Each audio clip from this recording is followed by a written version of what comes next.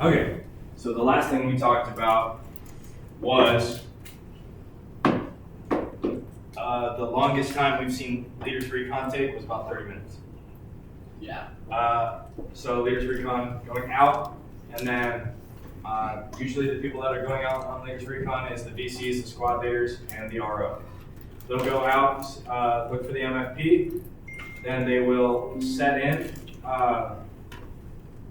They'll leave a couple guys behind, usually like the FTC chief and the RO, or the FTC chief and the squad leader. And everybody else will go back to the ORP to then bring gun 1 and gun 2 up to the MFP. And then we'll start with MFP setup. All right. So just a reminder, the VCs, whenever you do Leaders Recon, you're going to determine the direction of fire and the GI. Usually that's like your chief that is going to do that. Your squad leaders are going to be the guys ground guiding those VICs into place. And then your RO is going to be doing those standalone radio checks, making sure that that MFB, we actually have good comm. Because half the time, what people do is they will set into an MFB and they're like, all right, bet, let's get radio checks. Why aren't we getting radio checks? And then you don't have comm, and then you have to move. Because you do not, because some people just don't get that stuff set up ahead of time. All right? Once we get into the MFP, gun 1, your main thing is just getting that gun up and then getting set up on that aiming point. Gun 2, this consists of, in the gun 2 vehicle, the FTC is also there. So the RO is going to be there sending up the fire cap. Likely scenario, it's going to be 0 ready. And then gun 2's gun is also going to be getting up on that aiming point, getting the gun up. And then the plotters are going to pass off the aiming circle and start getting the plotting boards ready to go. Concurrent actions for everybody is you're going to caminet when able, right? The priority is getting the guns up, but if you find yourself waiting for the aiming circle to get ready, start getting your caminetting out. Like start rolling it out and building your camouflage, all right? Laying in the guns, obviously you should already be on that aiming point before the aiming circle is even ready. If you have a good chief or a good section leader, whoever's doing it, the aiming circle will be up pretty quickly. If you don't, then you'll have time to caminet. And then, in addition, your leadership, your squad leaders, as well as your chief, will have to determine your exfil plan and your CCP. So, exfil plan being, if something crazy happens, like, and we meet our displacement criteria, and we have to get out of Dodge, how are we going to get out? And what's the fastest way that we can exfil, right? And then CCPs, if we were to take any casualties, how would we transport them? How would we be able to take care of them properly, right?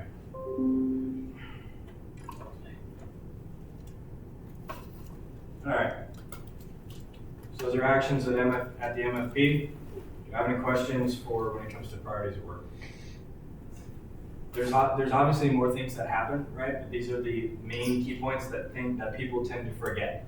So when you're breaking from that convoy, like I stated before, make sure you're actually using release points and talking to your vehicles behind you. Make sure you're actually setting in security on your ORP, right? You're still in the danger area. You're still past the LD, right? For your Leaders Recon, make sure you actually only have the people that you need there. Right? You can bring a security asset with you, but that's still just more people. Leaders Recon should just be leaders and the essentials of what you need, right? Gun 1 and gun 2 getting up on the aiming circle, getting ready to rock and roll. Just don't be slow with it. And then FTC, there's a lot to do with FTC. We got to get the aiming circle out. We got to get the plotting board set up.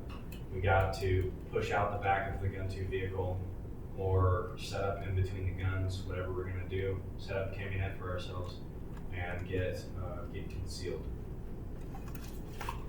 Caminetting always, and then making sure that we know how to get out of there if we need to.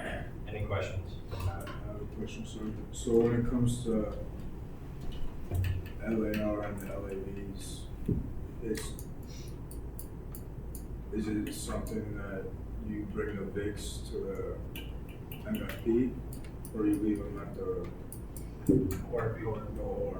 What's gonna get you to displace faster? You get out of that MFP. Yeah. Bring the vehicles and have them at least oriented to push out faster. Okay. What if it's like untraversable, like thick, dense, woods and such? Because I remember Sasquatch was saying like overturning goes like that and such. So it says that you can't traverse it. Yeah. You just go smack with them. Or will we try to go out and we can traverse with the others?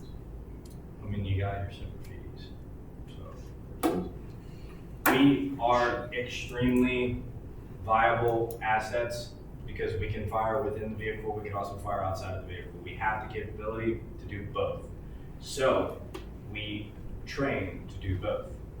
You will do ranges where you are vehicle mounted, you'll do ranges when you're conventional on the ground. And you'll do field ops when you're in the vehicle the entire time, and you'll do field ops where you're gonna not necessarily leave the vehicle behind, but stage the vehicles and then ground mount. There will be times when you'll do all of those.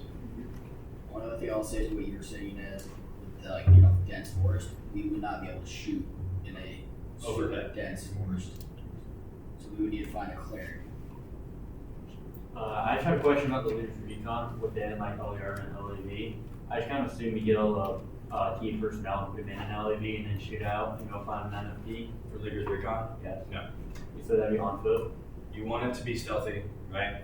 Because you don't know what's on the other side of that hill whenever you're checking. How would you check for comms then if you have the radios in the big Standalone. standalone video? Super easy. But your only other thing with it, you wouldn't put all your key personnel in one vehicle.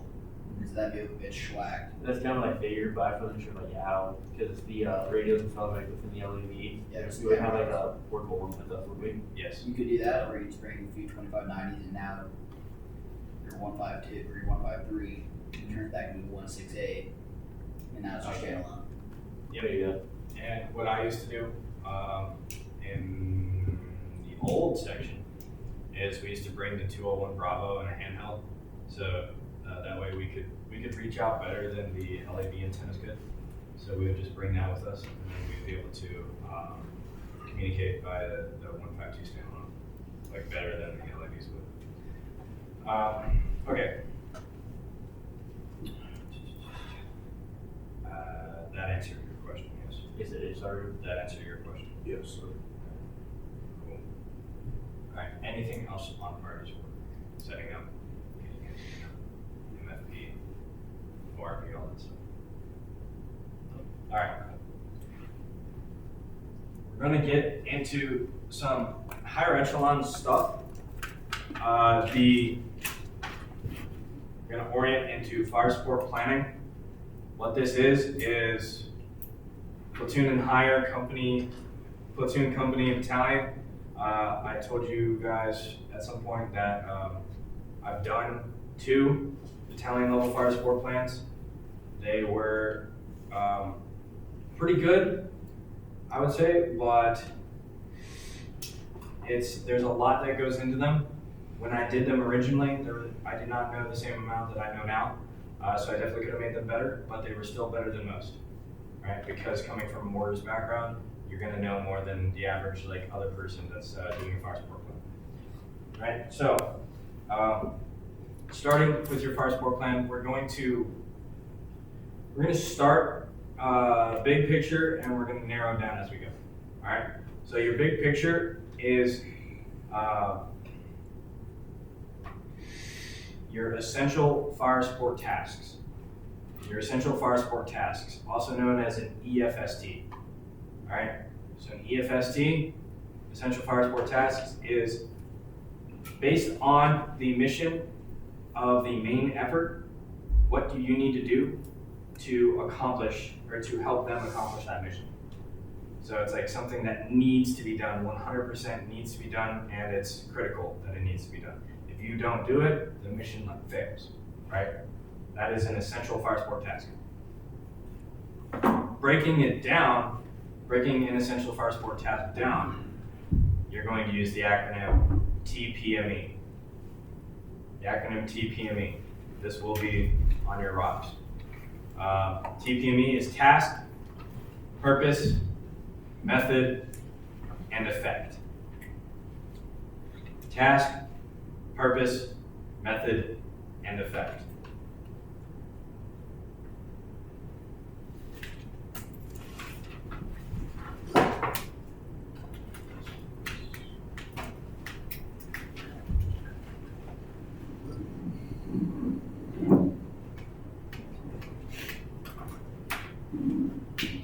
The task is going to be the actual tactical task that you'll utilize to describe how you need to prosecute a target. And then what's going to happen to that target. So the effect on the enemy. So there's task, purpose, method, and effect. There's effects of fires and effects on the enemy. Effects on the enemy is in task, but effects of fires is the actual effects portion of TPME. So there's effects of the enemy and effects of fires. Two different things. All right, so I'm going to reference both of those as we go. So an effect of fires. We're not going to go into effects of fires yet, but the effect on the enemy is what needs to be happening to the enemy for us to be able to progress with the mission. It is the tactical tasks that we can utilize for that is disrupt, delay, divert, destroy, and limit. These are all enemy-oriented tactical tasks. I say again, disrupt, delay, divert, destroy, and limit. Enemy-oriented tactical tasks. You're going to use this task in a sentence like you would any mission statement. So, Blackfoot 81s will disrupt enemy movement from MSR Albany in order to allow main effort to seize platoon objective 3. Yeah. Something. I say again, disrupt, delay, divert, destroy, and limit is your tactical tasks that you are allotted as an indirect fire agency. That's like my favorite one is just harassing fire. Yeah. It's so fun. Well, harassing is an effect of fire, not an effect on the enemy. Yeah. All right. Purpose, the P in TPME, is friendly oriented. It is your operational reasoning. So it's the other half of your mission statement. Your in order to allow or in order to statement. So the task portion was Blackfoot 81s, disrupt the enemy on MSR Albany, and then your purpose is the in order to allow main effort to seize platoon objective 3. That's your purpose portion, the why of your mission statement.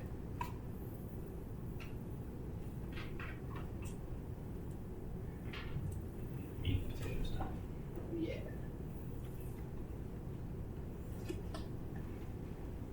Do we have task and purpose now? So the purpose is friendly oriented. It is the in order to statement within your mission statement. So take TPME, take task and purpose as like a mission statement. It has the task and then purpose. Task being Blackfoot 81s, destroy enemy on MSR Albany, and then purpose is in order to allow main effort to seize company objective Alpha. That is your purpose. It's the friendly oriented why you're doing it.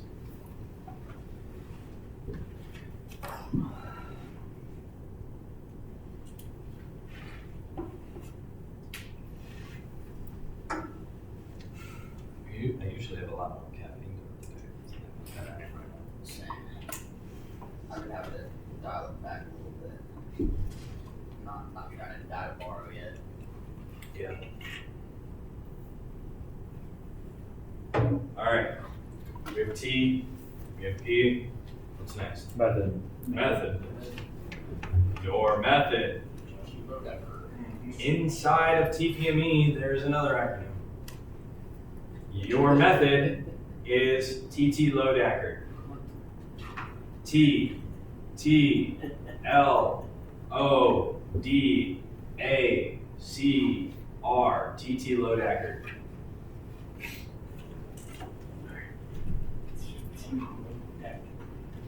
TT load accurate. Where's the red? No, that's the red.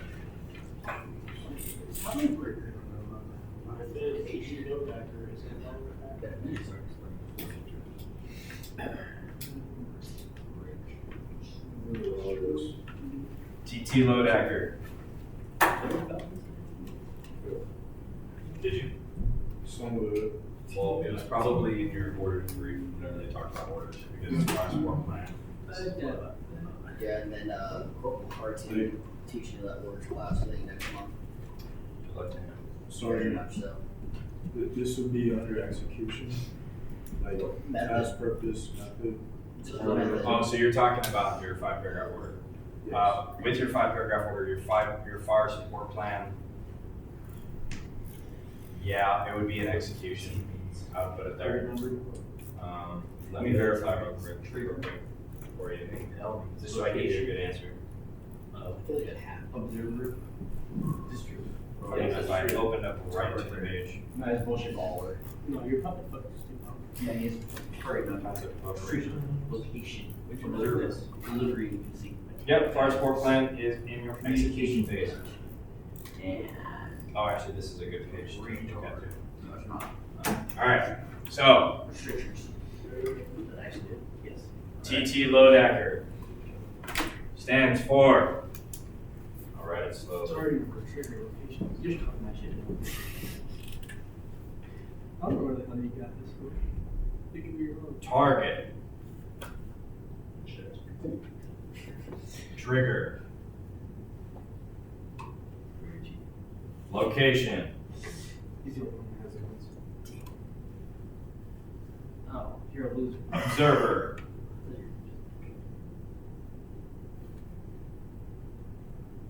Delivery agency. What the?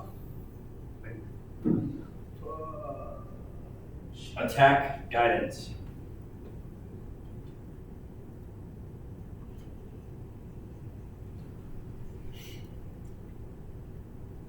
Communications. Remarks and restrictions. TT load accurate, target, trigger, location, observer, delivery agency, attack guidance. Remarks and restrictions. Within TT load accurate. They tend to go by two, because they're Right another about one. Yeah, like method, TT load accurate, calm, pace. Yeah, that's right. They would make a pace plan. Yeah. Funny, it's actually never been this goes on, figure it out. Will they just make primary, secondary, alternate? Or primary, alternate, secondary, yeah. See, emergency. Alright. TT load accurate. Starting with target. It's your target number, right? This is kind of just broken down in a way that you could say it, right? Target number, the trigger. So say target number Alpha Bravo 1000. The trigger would be a unit passing like phase line blue or something like that. So target number Alpha Bravo 1000. The trigger will be blue platoon passing phase line red. Once they pass phase line red, we're good to suppress this target. All right. Location is going to be freaking OP left. All right. We're going to be observed by red platoon scouts and an LPOP. I'll get into that in a second. All right. We're going to be, the delivery agency is going to be Blackfoot 81s. We're going to deliver 10 rounds in the effect, HE procs. Communications, we're gonna be using COFNet, and secondary is going to be company TAC. Tertiary is going to be Signal. Remarks and restrictions. If any of our troops pass the 7-7 northern, we will have to cease fires. So we'll have to battle track as we go along for this mission. So that's how it can sound. Most often, you're going to be briefing us at a battalion level order. So say, I don't think any of you guys have sat in on a battalion order over at the CP yet. So there's the big old train model over there, right? Whenever they do battalion orders, you're literally walking through the train model. So when I've done my fire support plan in the past, I'll walk over through the terrain model and I will talk about, so target number is Alpha Bravo 2000. Our trigger is going to be blue platoon here, passing phase line red, and I'm going to actually show them. Blue platoon coming here, passing phase line red. Once they pass phase line red, we're good to begin suppression on OP left. Location is OP left, grid as follows. The observers that we're going to have is we're going to have a fire team of from red platoon in an OP over here, and then we're going to the delivery agency is going to be Blackfoot 81s. If Blackfoot 81s cannot do the mission currently, we'll pass it off to 311. All right. The attack guidance that we're going to have is we're going to have 10 rounds in the effect, HE procs on that OP. That should be able to take out any foot troops that we have on that OP there. All right. Our comm that we're going to be utilizing is the COFNet. Secondary is going to be company tech, and tertiary will be Signal or MUOS. Undergird. If any troops pass phase line Alpha, then we will have to cut fires as they will be within danger close. Does that make sense?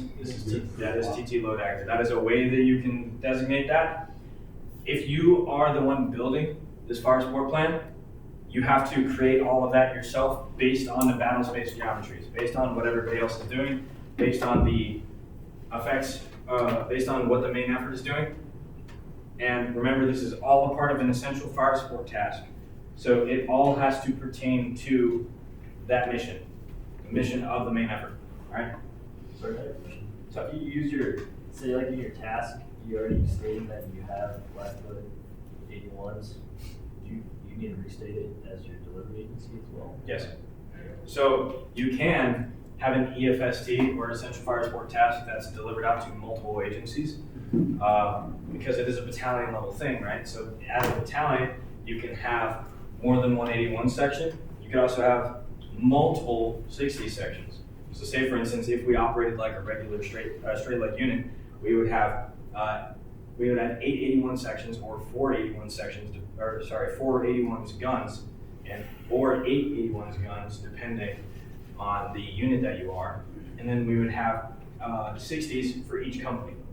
So each company would have their own 60s, so we can designate out even deeper. So when we get to delivery agency, we could say, hey, our observers are going to be a fire team from red platoon that is going to be up on this OP over here, and our delivery agency, our primary, is going to be Blackfoot 81s. And if Blackfoot 81s is unable to comply at that time, we will pass it off to Comanche 60s. You know. And the best part is too, every target that you have, you roll that again. Yeah, Every- I was going to do Every that. single target. So when you guys bust out in the orders next month, you guys are doing this a lot. Not only do you do that for every target, you also do TPME for every target. Yes. So TPME, You're on this There- power stage. the way that I'll put it is, you have one EFST. There can be multiple target numbers that go into that EFST. Technically speaking, there could be one TPME and then multiple TT load actors. Because to prosecute that task, you might have to take out more than one target. So if you're not going to like CAD, then you 2 separate ones, maybe like pre-planned one. Don't get too caught into the weeds on CADs.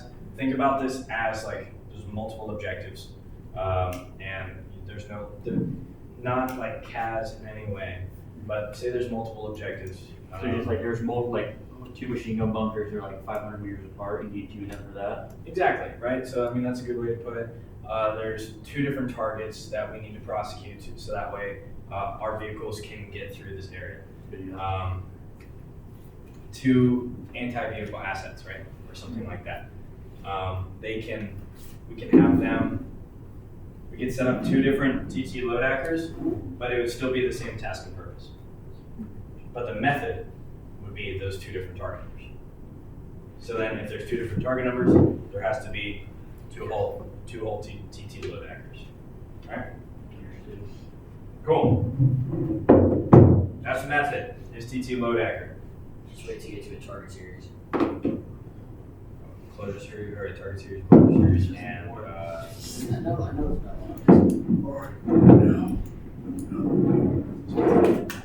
I don't remember. of those. All right, and then effect, the E in TPME.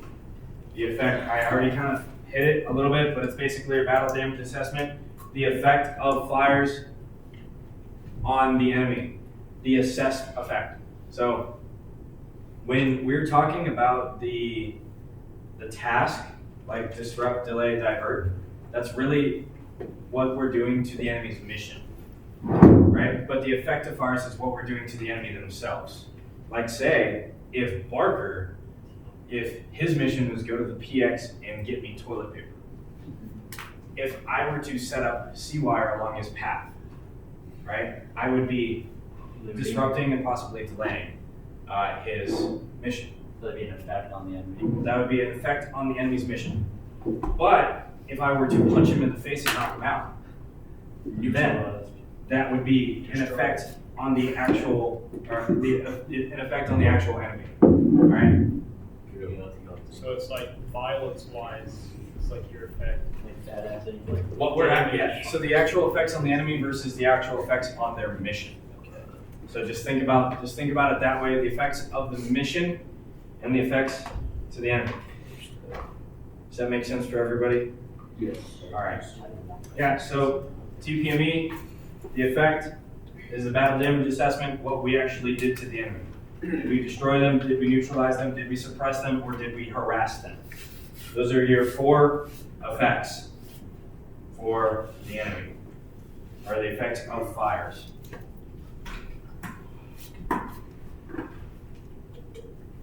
Did we get all that?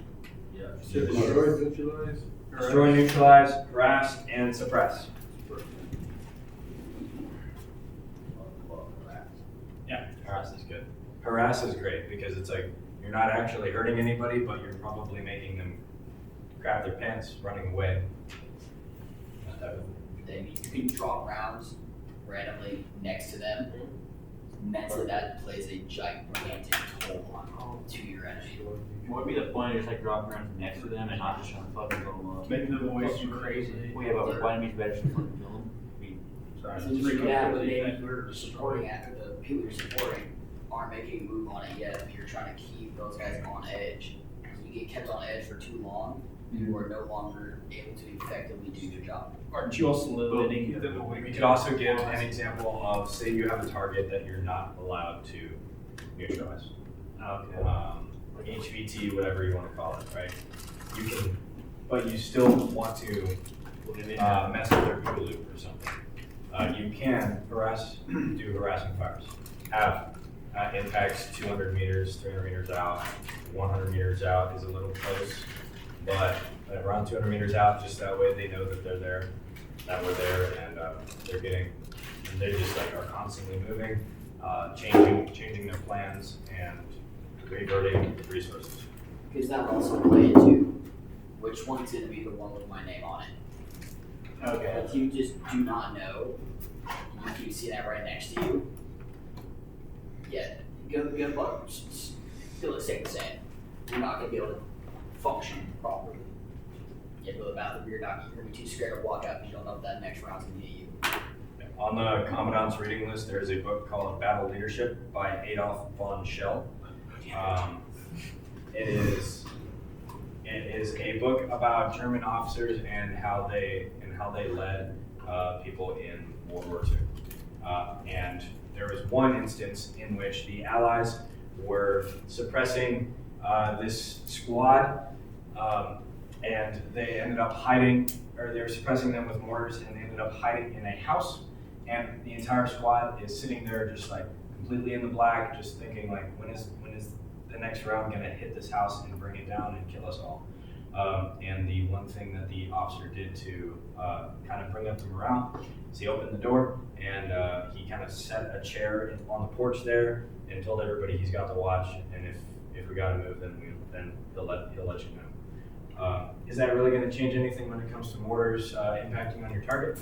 No, not at all. But it gave the rest of the people, or the rest of that, the German military guys, like solidarity. They're able to kind of relax, actually like rest, and ended up conversating, joking around, and that type of thing. And they ended up not dying. So, well, it's a good book though. Really good book. Yeah. And it is on the Commandant's reading list, so I recommend you can read it and then make a book report on it. All right. TPME, we hit TPME. There is the ability to have more than one EFST. You do not want more than one essential fire support task per phase of battle, right? So you have your phases of an operation, right? You do not want more than one EFST per phase. You can have more than one task and purpose, but the best way to handle it is one EFST per phase, one TPME per phase, multiple targets, and multiple TT load actors per phase. You can have as many targets as you want. Usually we're trying to do 3 to 5, so that way we don't have too many pre-planned targets on our plate. And then they also need to be split up by their triggers. So you don't want 2 of your pre-planned targets to trigger at the same time, because then you're going to have to split section that, and that is extremely hard. That's difficult to do, right? You don't want to be doing that either. Okay. Any questions on fire support planning as a whole? There's a lot more details that goes into it, but it's really just like you need to understand orders, understand how things operate, understand the orders process as a whole. Once you understand the orders process as a whole, fire support planning will make more sense. But for the most part, that's like your overview, and we can get into that more in the days ahead. Nothing on that? All right. So, what I have for you guys to finish up with is a few key points for you guys to know, especially the 0341s to know. Namely, being the TNR requirements for AMC, the Advanced Mortars Course. TNR requirements when it comes to communications, being able to set up radios and do radio checks, as well as knowing the reports that involve mortars, right? For fire support is basically going over what we did with fire support plan, being able to create a fire support plan and act as an observer for CAS. For mobility, being able to lead a team or a squad in motorized operations. So similar to how we do with in-placing with our vehicles, being able to lead that. Being able to conduct PCCs, PCIs. For patrolling, being able to develop a warning order, issue and write a combat order, which you'll be taught by Corporal Hart. Develop a map overlay, select a route, and navigate using a dagger. We all know what a dagger is. Does anybody know what it's called? Like the definition or the acronym? Correction Association. Grade range finder. All right, all right. That's one of your homeworks is get the definition of a dagger. I'll tell you one thing, it is in the pubs that I gave you, so. All right, personnel and training. Conduct small unit training, similar to what we're doing right now. Being able to bore sight the mortar, manipulate the mortar, do all that stuff, basic mortar stuff. Mounting, fire, actions. As an FDC, you need to know how to set up the plotting boards using pivot point. Today, we only did modified observe.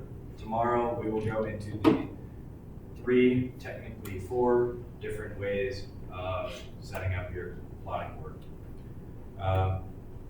Computing firing data, so taking that information that we got from the call for fire, computing it into gunline data, firing data. Computing firing data for advanced level missions. Preparing a fire command, the gunline commands.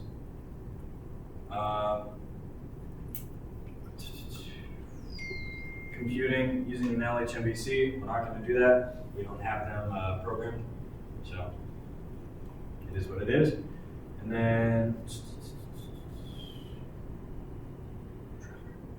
then actually conducting those advanced missions. So we're going to be able to try to hit as much as we can in a classroom instruction when it comes to FTC, when it comes to fire sport planning, and those reports, and those types of things. Any questions on TNR requirements? No. All right. Some documents that you need to have whenever you end up taking these billets, taking charge of this stuff, or you're in a battalion level exercise.